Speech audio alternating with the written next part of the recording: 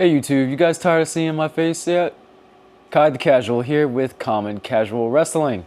And we are on part 3 of our predictions blitz for this weekend.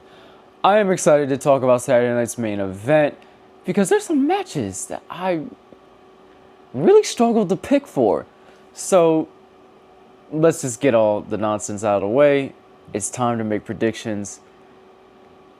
First up of the night, we have our boy Jimmy Uso, not Jey Uso, Jimmy Uso versus his younger brother Solo Sikoa, the current United States champion.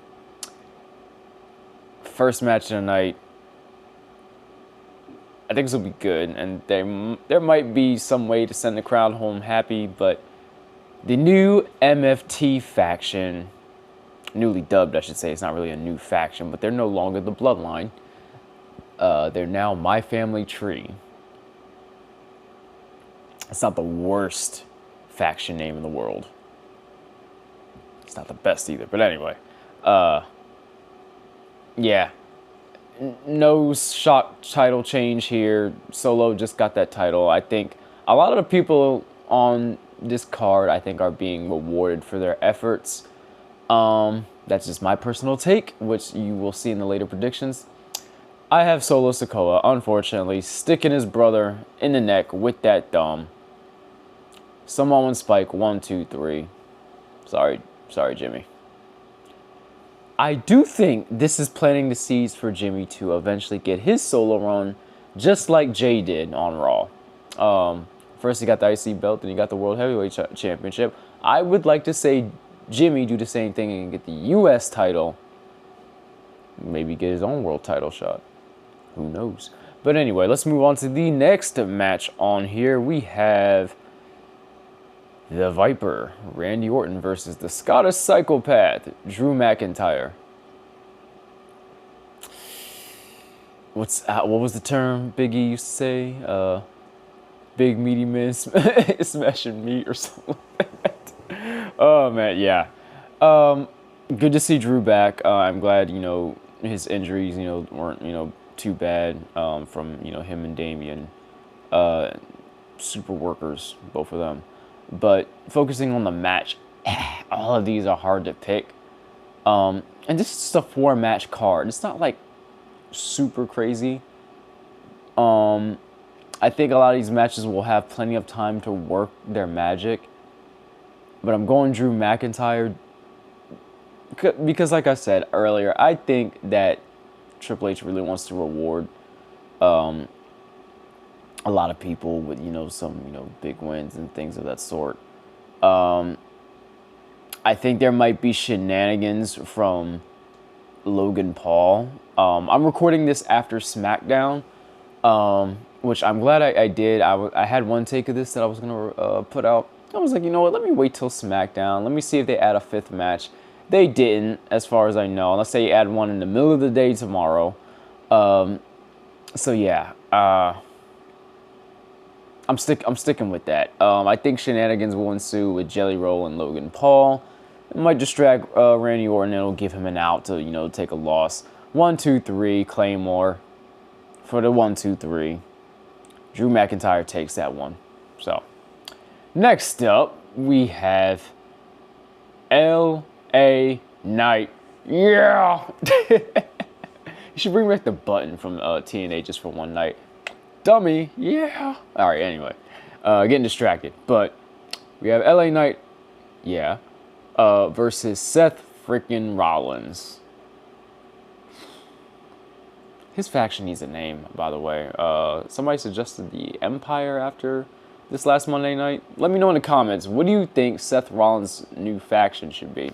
So, speaking of which, Braun Breaker and Bronson Reed just beat down LA Knight to close the show.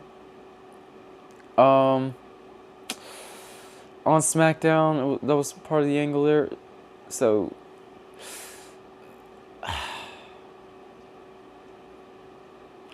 I want to use go home math here and say LA Knight to win. But Seth has a Triple H fave. Does he really need it, though? Because he's got the briefcase, and I feel like he's going to be champ. at the end of SummerSlam. You know what? I'm going with my heart on this one. If you don't know, LA Knight is actually from Hagerstown, Maryland. I am based in Delaware, so it's about as close to a hometown as you're gonna get. So you know what? Yeah, going with my heart. I'm locking it in. LA Knight. Yeah. Anyway, to win at Saturday night's main event. Probably through shenanigans too. He's gonna have to figure out a way to get through Seth's faction. But ladies and gentlemen, all right. Let me give you a little bit of setup for this match. A few months ago, Goldberg and his son had come to a Raw. And Gunther is like, I hope your father is a better father than he is a pro wrestler. And that set off Goldberg. So Goldberg is like, hey, I'm retiring next year, so guess what, my friend? You're next. The classical words from WCW to the few matches he had in WWE, you're next. And last, Goldberg has had a very interesting career. He is not the big work weight champion that we typically enjoy nowadays. Some people have some opinions that he should not win the title. And he's, helped bury even Bray Wyatt in the past. I'm going to keep it casual here, okay? You know the deal here, without the toxicity of tribalism. But I'm still going to remain honest. So I think a big question of this is, how long is this match really going to go? Can Gunther take Bill Goldberg to a 5-star classic? Probably not a 5-star classic. But can he at least take him to a good match? And can it be entertaining? I think so. I think they're going to find a way to make this entertaining. I have a little bit of faith that they're going to do Goldberg well on his last night out for WWE. And if nothing else, Goldberg has always been very entertaining, even if, he wasn't the best worker. So, hey, Bill, congratulations on the upcoming retirement. Does he walk out with the new World Heavyweight Championship? This isn't the WCW belt that they turned into the World Heavyweight Championship. This is the new one. Still think they should have remained in the same legacies, but I guess that belt technically got absorbed into the current undisputed WWE Championship. So, hey, whatever, I get it.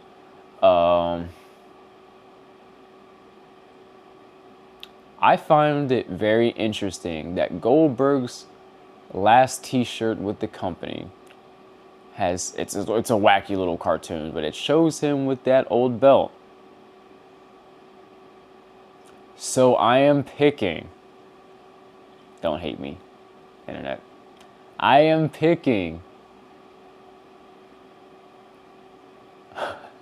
I am picking Bill Goldberg to lose at Saturday night's main event. But I think he sends the crowd home happy on his exit, and probably gives him, one last spear and jackhammer to send the crowd home happy. He thought I was picking Goldberg, didn't he? Nah. Shout out to Steve from Wrestle Juice and the Going In Raw podcast. I thought I would bounce off his technique of trying to fool Larson with his picks. Yeah, but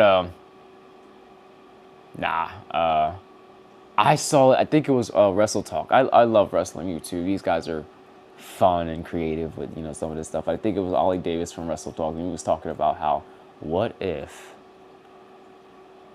they did a thing where Goldberg wins the title, retires, vacates it, and then it's some type of world title match at SummerSlam. So yeah, that's who I'm picking. I'm locking it in. Yep, we're locking it in. So, hey, I, just for transparency, I will not be watching NXT Great American Bash, or Saturday Night's Main Event, because I have purchased All In. I am going to be watching All In. So you will be getting ratings and reviews for All In and WWE Evolution 2 before either one of these two shows. Because I think All In is really worth it. And if I'm going to spend money on it, I want to see it live. So I will be going on Peacock after I watch All In and Evolution. And I will give ratings and reviews for those two shows. But more than likely, this will be going into next week. So I have a busy schedule between YouTube and IRL work. But I appreciate the patience. Hey, I appreciate the new subscribers too. I see you guys building up this channel. And if you have liked and commented, or if you've shared, thank you. Like, from right here, thank you. But I am not going to hold up too much of your time.